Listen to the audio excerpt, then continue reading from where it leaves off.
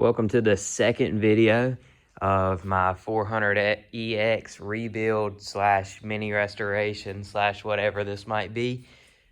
I got this bike and it was pretty raggedy. You can check out my first video on my channel.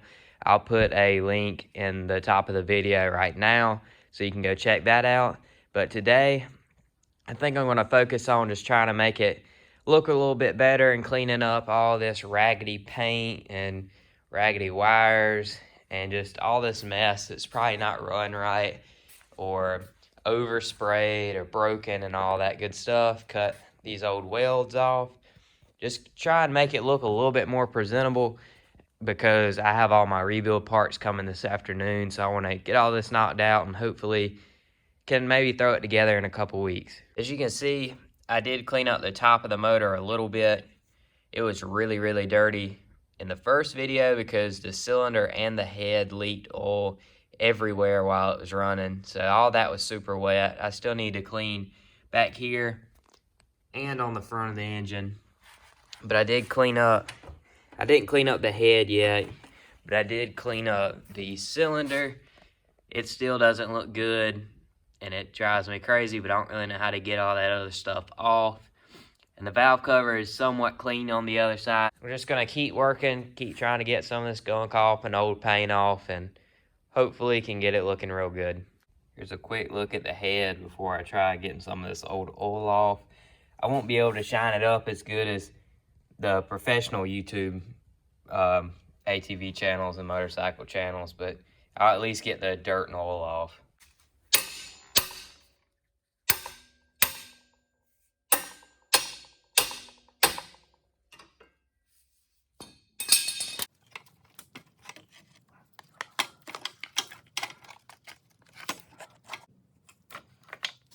I'm just gonna pull this rear subframe out and hopefully it comes. It's still connected at the bent foot peg. Okay, I'm about to grind some of the nasty weld off that somebody put on to put an exhaust on.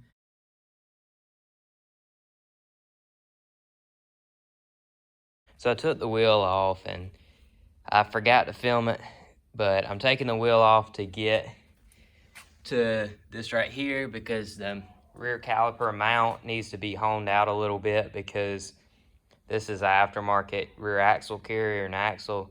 So the hole isn't quite the right size. So I'm going to hone it out and hopefully I can get it to fit. So I just got my parts in the mail today. They all actually came at the same time.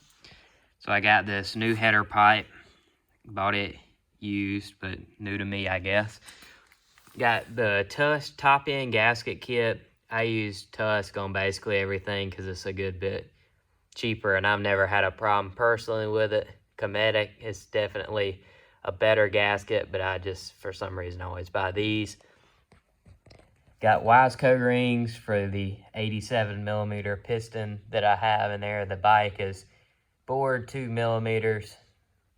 Got a new Chinese petcock, cheap oil filter, and a cheap air filter. If everything works good and runs good, I'll get better ones, but just to crank it and be sure that it's actually something worth spending money on, I bought the cheap stuff. The first thing I'm going to do is take the old rings off this piston, put the new ones on. So I just measured these old rings and they are a good bit smaller than the new ones.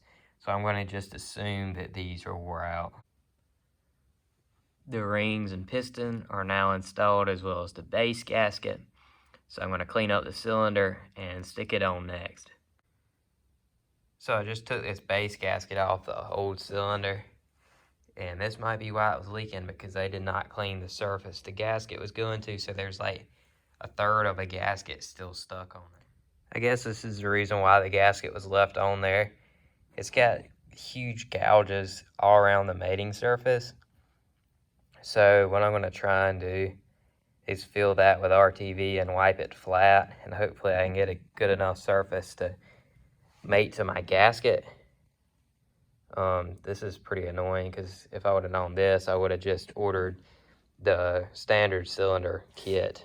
But whatever, I guess. The piston and cylinder is now installed. As you can see, it was pretty aggravating getting the rings to go into the cylinder. It was pretty tight, but I got it, and the timing chain fell down in the motor, so I had to fish that out twice. But other than that, nothing too crazy. The head is now on. I would guess to say that most likely this cylinder right here will have to be replaced because of the way that mating surface looked. I really think it's probably gonna leak oil still. So I would probably say expect a video in a few months of me putting a cheap like niche cylinder on it. So I got the cam on and I have everything timed. I'll show you how to time it. You want to come over here and use this bolt to turn your crank so your piston goes up and down. And you want this mark, you can barely see it, that mark right there to line up with that mark right there. And when you come over to your cam, you want these lines on each side of the cam to be parallel with the head and both the same distance, and that means you're on top dead center and you are timed correctly. Well, upon putting my valve cover on, I realized why it probably leaked so bad was because every single valve cover bolt hole, except for the maybe 3 or 4 of them, is stripped. So probably won't ever get very tight. So that's just great. So if you made it this far in the video, I want to say thank you for watching. And if you haven't already, be sure to hit that subscribe button down there right below this video. And be sure to give it a like. Any questions you have, be sure to put them down below too. And if you haven't already watched the first part of this build, be sure to check it out. I put a link in the first part of the video, but if you didn't click that one and you want to see it again, click up here. What to expect in the next week or so is going to be a new cylinder. It's going to be an 87 millimeter cylinder to match the pistons. It's already bought new rings for it. And we're going to put that on. I got a new base gasket since I RTV'd the first one I put on there.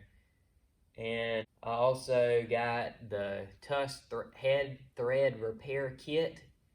So those will be coming here around Christmas time probably get here maybe a little before, maybe a little after. But be sure to expect a video for that. Be sure to subscribe so you'll know exactly when it comes out. I try to upload Thursday at 4:30 or 5 o'clock each week. Be sure just to keep following along with the build. I have tons of other ATV and motorcycle videos on my channel, as well as some videos on a Supra MK3 and a couple 240 videos, which I'll be posting more of those soon, as it is right over there getting worked on for the 4th time. So be sure to expect all that, and thanks for watching.